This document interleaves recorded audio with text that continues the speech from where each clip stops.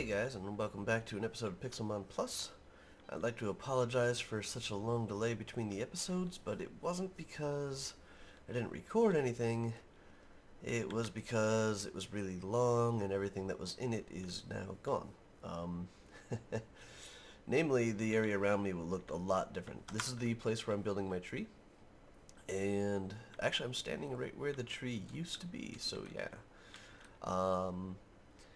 I wanted to make the jungle look like an old jungle, and to me that means really tall trees, a very, like not much sun reaches the base of the forest to the ground and stuff like that, so you get not a lot of the shrub and stuff like that. You actually get a fairly empty forest to walk around.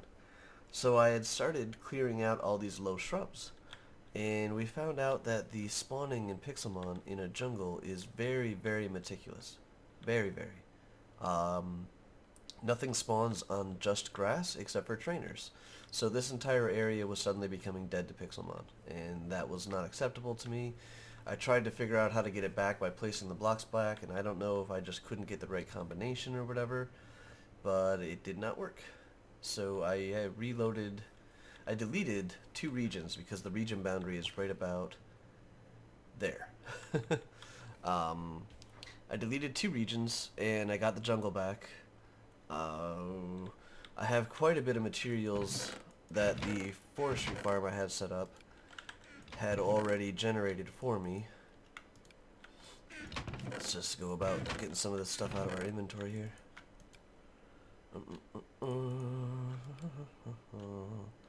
Reeds. Need to make a reed farm here somewhere. But anyway, so I figured we would start this over again, and I was actually, as I was editing the almost 2 hours worth of video that I had for setting up the tree farm and starting to work on the tree, I decided I could even do that better. It wasn't that exciting, it wasn't that informative, it was fairly boring. You know, like looking at a gold duck. Anyways, so the problem I have is where do I put my machines? Because if I clear off that ground to put my machines, and that area was already cleared, that's why I put my farm there. But if I clear off that ground, then it won't ever spawn anything again. And I don't really want to do that. Most of my stuff is going to end up being up in a giant tree, but I need to get up there. So that's my current dilemma. I'm going to... Is that a... No, it's an arbok in front of a pincer, isn't it? I was like, oh look, a shiny pincer. That might be worth getting. So I'm going to try and figure this out. It might just be that I stick the forestry farm maybe on the other side of that in the ocean, or I could build a little platform right here. Maybe the platform right here would work out the best. Yeah, I think that would. Let's start doing that here. And this is not going to be for looks. This thing is not going to stick around. All I am going to do is this.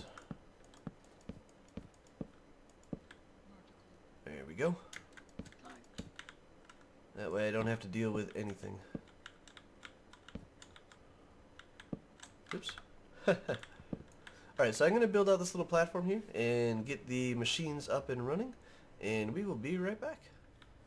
Alright guys, so little platform here hovers over the water, and this is the basic setup for the farm. So you can see it's all active, and I don't have any materials for it yet, but we're just going to work on hooking it back up.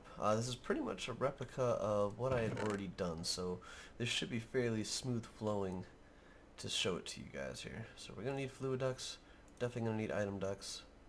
I don't think I need the opaque ones. We're going to need some pneumatic servos, an energy conduit for sure, hardened energy cell. Compression dynamo, that's the thing that we worked out to make our energy source, and we'll need a still and a fermenter. The rest of these are just going to be hooked up to it for machines for use and such like that. But this is what we will need for the basics of our setup here. And this ended up being such an elegant setup last time, so I'm really hoping I can get it right. Item dock, no, I need these. Okay, so we have power going up there from an energy cell here.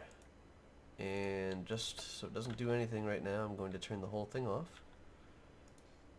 We have our compression dynamo. Yep. And good, that's the right side. Okay, so swap that way. That's an input only. We have water that needs to go to the compression dynamo, but we'll also need the still to dump out its fuel that way. And from the still, we need our fermenter. And the fermenter is another thing that's going to need water. So this is where we come back to the fluid ducts. This is going to be our water pipe, which is also needed for the farm. So there we go with that. That is our water setup. Isn't it cute? And actually I'm going to put that there.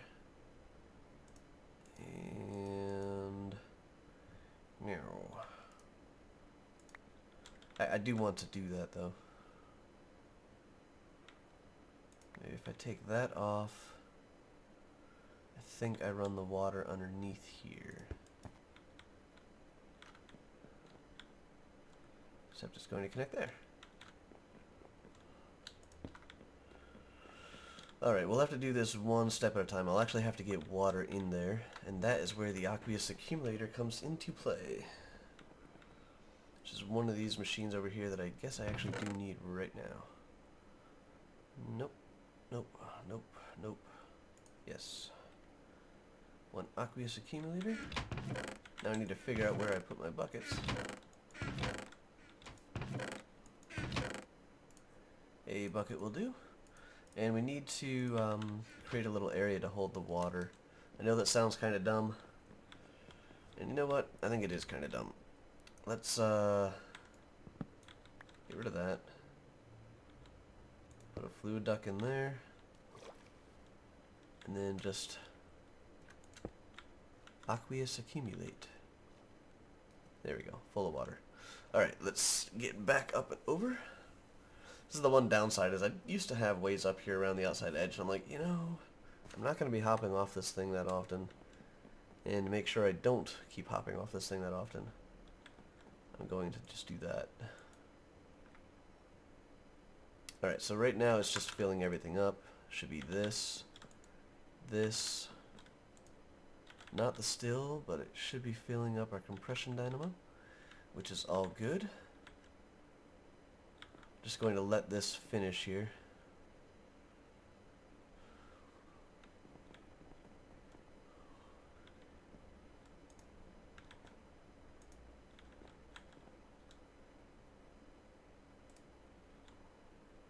Not entirely needed for that side of the aqueous accumulator, but will be needed for the rest of this.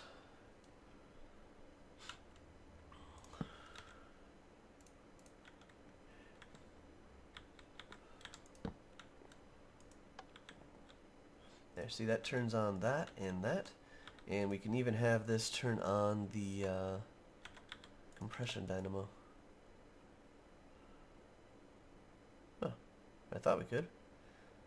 Signal required high? Yeah, no, that would be right. And now it's got a high signal, so it would be on. Off. Okay, so back to what we need over here is power.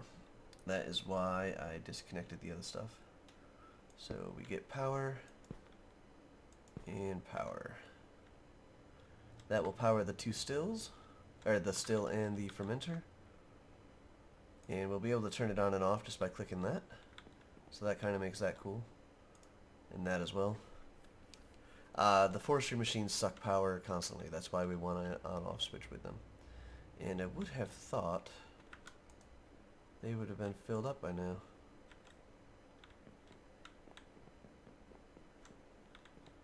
So why does it look like this is not filled? Is it because I just turned that?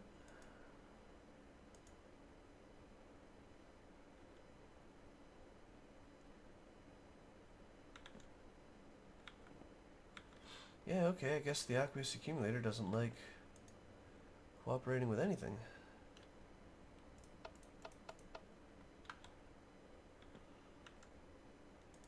Either case, we now have all of our water. We now have this here set up. We're actually going to get this jump started with producing energy before we do anything else and try to fill this up. That is what we have this for. Oh, oh, oh. We also need that blue stuff. There we go. That Psyduck, believe it or not, has actually been around here for a while. He started off on the island. He's just hopping up and around, going through and exploring, checking things out. So we'll put that in, and this should get us...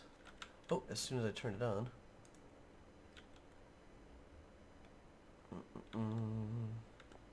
Oh, I guess I just need to... There we go. The system is powered. And powered. And what we should see in here is a little bit of biomass. Cool. As soon as this gets up to a bucket, it will start being in the still. Right like that. And this will power our engine, which is outputting fuel, which has kept us constant. So it took about 40,000? Maybe a little bit less. I don't think that thing was completely full. But it took about 40,000 to get this whole thing going. And we're just going to let that heat up. We now need to work on our items, which all will come out of here. And we'll need some of them to go into here. So we're going to put that there and use a pneumatic servo. Bam. Installed. And this will let us say, hey, we want a whitelist only these items, and we don't care about metadata. You can use the OR dictionary or ignore MBT data. So any K-Pox sapling can go into here just fine. And we can use the rest of these item ducts to just hook that up. We're also going to want an overflow chest though. So we'll put that here, and I'll go and get a chest. We might upgrade this to like one of these resonant chests eventually. But for now, there we go.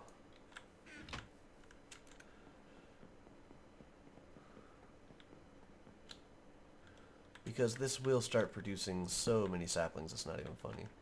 But this is where our second pneumatic servo goes, is we want it to do the same sort of filtering, is that this should only accept these saplings. And maybe I'll put in some other saplings as we get there, but we also want to then do that. This, tapping it with the wrench changes it to red. I believe that makes it far away. So it will first go into here, and then secondly go into there. That should be pretty good. Next thing we're going to have here is our catching station. And this is the last place where we'll put a pneumatic servo. And we want to blacklist this time. So this time blacklist is on. Oh, did I forget? I forgot. There we go. So the blacklist is on. That means anything except K-Pox saplings can go into this chest.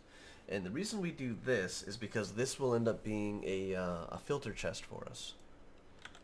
Let's tap this guy. He's now an outpull. So it's going to end up being a filter chest for us. Everything will just go into here, and then we can blindly suck everything out of this chest, and I will just set up a row of chests over here that we can just constantly add stuff into. Let's see how we're doing in here. Oh, look, we're doing pretty good actually. We're almost up to our second bucket of ethanol. And this should not have changed. Yep. That will not change for quite some time actually. We'll also be able to pull the power off of here and set up our little workshop on this side. So this is where all of our machines and such will go. Let's get the other part of this working. What we're going to need is dirt and saplings. I've got 1, 2. Let's just get that out of the way. 3 stacks there. 4, 5, 6. So that'll be enough to fill up the machine. Maybe an extra one just for now. Here we go, dirt. And fertilizer. That is all you need for a forestry machine. Oh, whoop! And I guess you kind of need somebody to walk straight to get back to the forestry machine. Oh, one more piece of wood here. Now we'll keep the theme going. So this, with a lever on it, will power that. It will also power an item duct for sucking items out.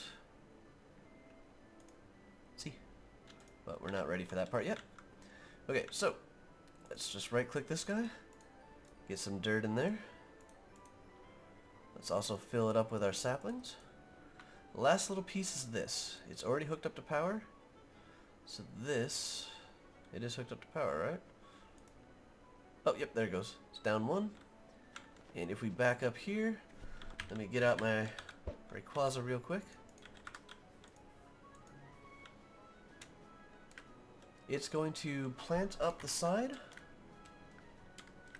And it will fill this entire top. This is 156 growing areas. This is the most efficient blocks to growth area ratio there is.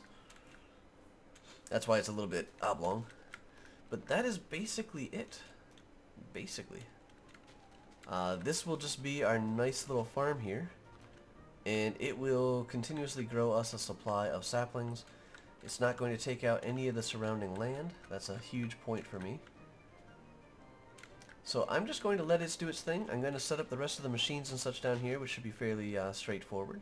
You guys have seen me do that plenty of times on many different servers. So I'll talk to you again in a little bit once we get it all set up. So guys, got it all moved. Got it all, well, not all sorted. These are all still a mess. But all the K-pop wood is over here.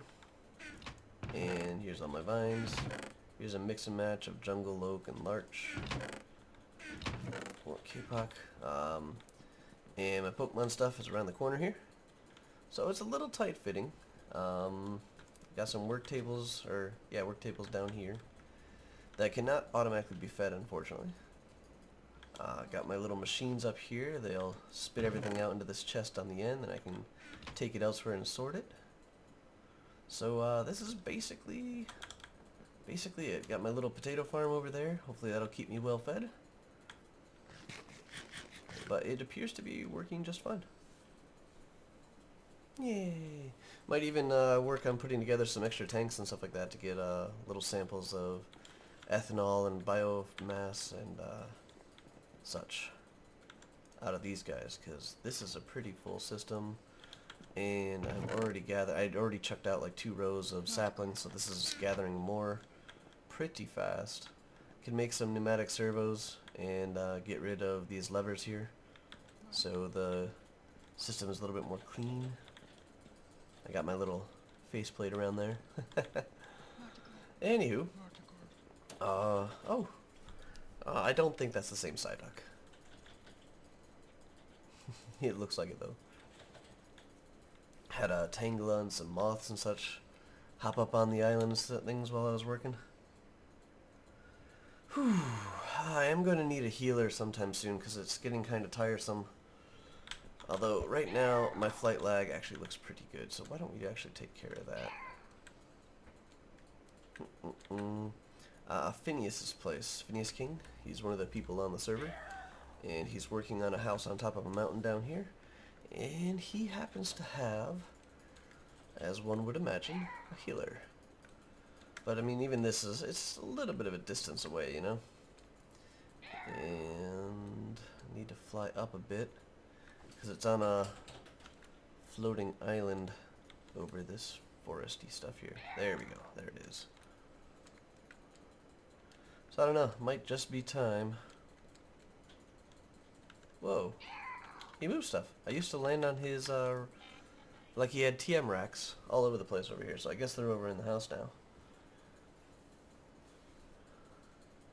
This is actually, I think that's in one of the bits and pieces that I cut out, is I found a fossil down below, and I use his fossil machines here thingy. Oh, nice. Different ores and such, everything out in the open. There's those items. Where are all the TMs gone, though? Ah, racks of TMs. Nice. Anywho, so yeah, I think it's time to start working on... What the? Why is that? Alright, I don't want to know. He's doing something.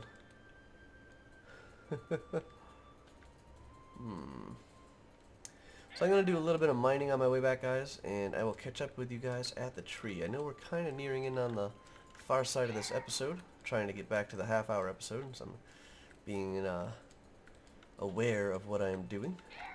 But I will catch up back at the tree. And I'm not going to kill myself by trying to log off here, or stop recording here. I'm going to make sure I landed like that. Alright everybody, welcome back. So I went out and I got some string and I made a tape measure. Allows me to do things like that. Alright, so we're just going to focus on building. I've emptied most of my inventory. I just want to go grab some wood here. I'll take it out of this guy. Oh, our first piece of sand. Look at that, it had to replace a piece already. And okay, let's put the sand in there. Whoop. Hold on a second, guys. Come on. There we go. Alright, so we got a significant amount of wood here. 5, 6, 7. It's good enough to start with. And I'm just going to start showing the base diameter here. I'm going to do a lot of the tree building offline, as this really isn't meant to be a building episode, and I think the majority of our last episodes have been exactly that. So 2, 3, 4, 5. 1, 2, 3, 4, 5.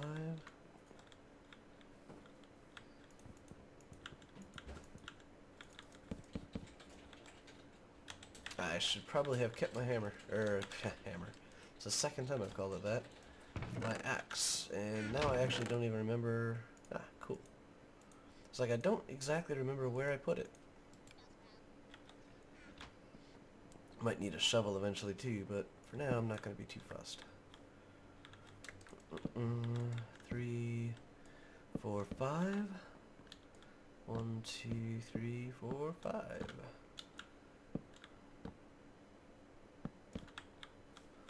One, two.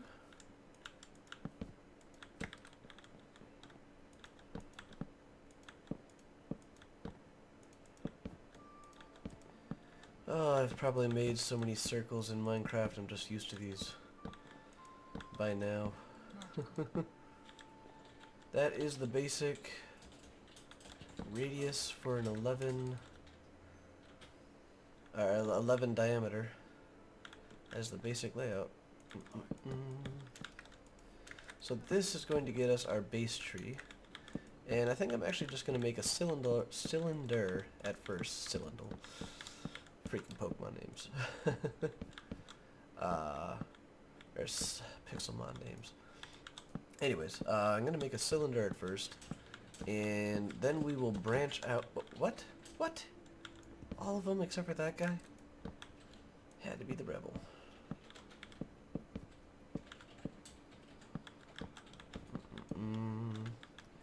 So there we go.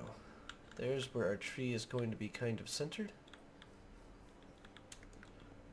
Ah, you know, if I actually made it two smaller trees, I could try to wind them together.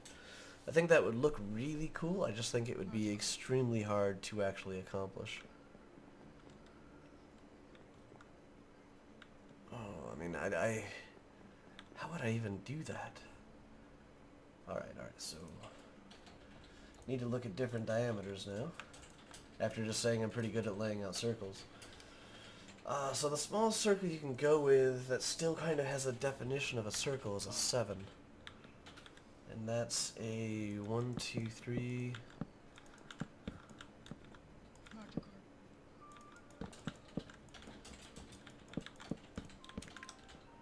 So that would be a one of them.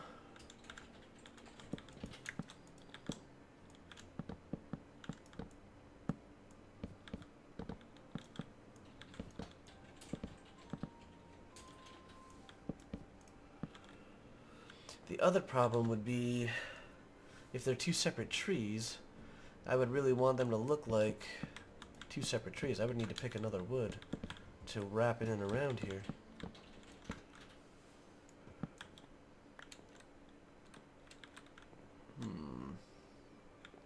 You know what? I'm going to stick with one giant tree.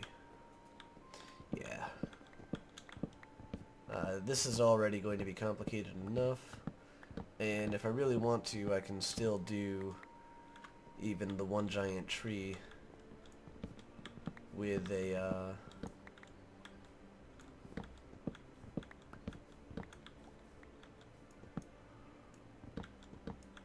that's not right. 1, 2, 3, 4, 5. 1, 2, 1, 2, 3, 4, 5. 1, 2, 1, 2, 3, 4, 5. There we go. Could still do multiple intermixed wood. I mean, that is kind of why I was growing larch as well, but I forgot that those farms are not really good at growing multiple trees. Like, you can't get them to cycle through like you'd actually want to. Oh, so we got about 10 minutes, probably, or around 5 by now, with which to get the start of this going. So I'm gonna hop up, onesie twosie.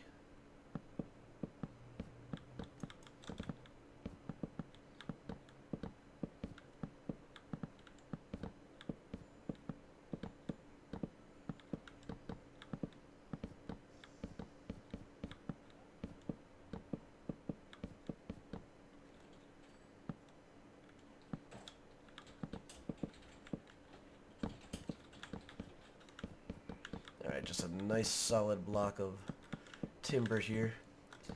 So this is a little bit more planned out than the construction that I helped Bilbo with on his tree way back at the other base. It's not really... like, this isn't planned any more than that one, I suppose, but I'm not doing it as sporadically or as randomly right now. I think just because of its size on this one. The other one just needed to look a little more natural, so I just, I'd spin around in a circle, but with the size of this one, I can't really do that because it's just, I don't have a far enough reach. It's like, I don't think if I'm here, can I actually...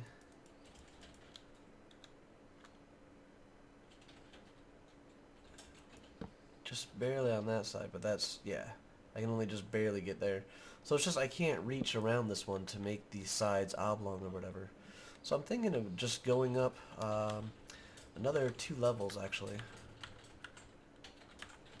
Let me move that down there. At just this basic 11 diameter. Almost said radius again. And this should get us a substantial enough of a base. Need to figure out the root structure. On the previous one I tried doing 5, I think I ended up with 7. And none of it really looked good. I think I went down to 4. I'm trying not just... everything in Minecraft is pretty square already, or already north, south, east, west oriented. So I'm trying to avoid doing that again, but I also don't want to... I don't want it to awkwardly look like that's what's going on. I'm just trying to get a natural layout, really. And as you can see, we'll be going through this wood pretty quickly here.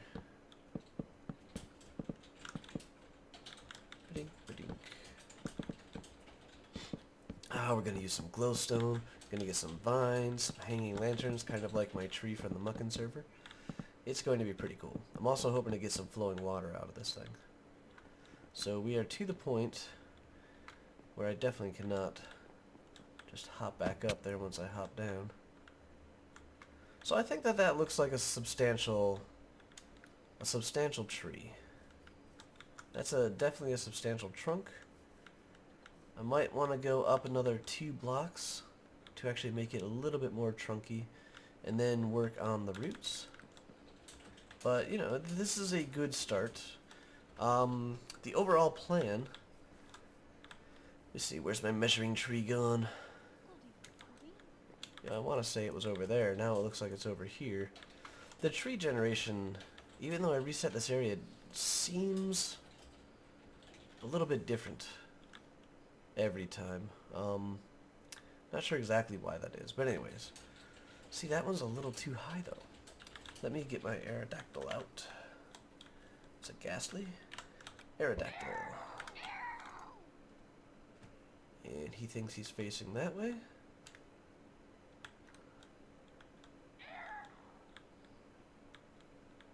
Okay, I think that's a good measuring tree right there. It's a little bit lower than that, a little bit higher than there. But it's my hope to have a significant enough base of a trunk. Let's get off of here. Yeah, I guess these are about evenly height.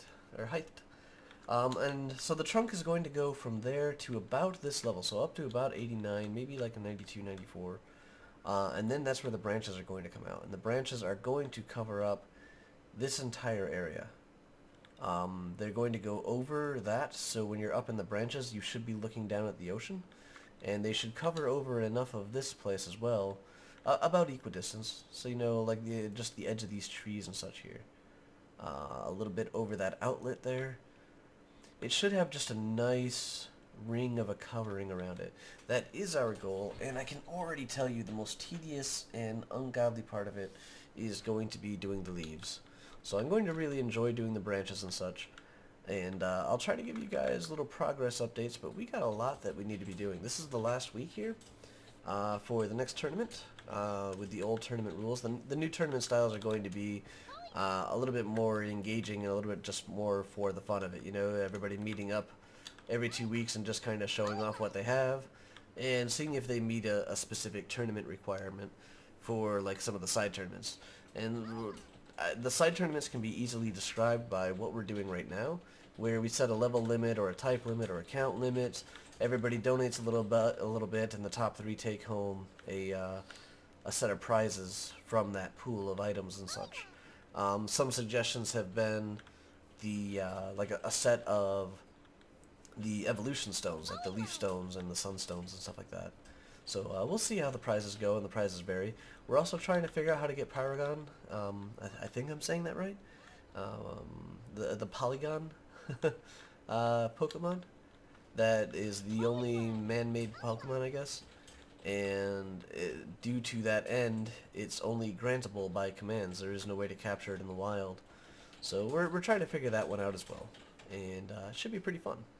So sorry guys for the long delay between the episodes. It's completely my bad. I did have about 2 hours of material and a tree, maybe half that height with some roots on it. But this is going to end up being better. It's always better the second time around.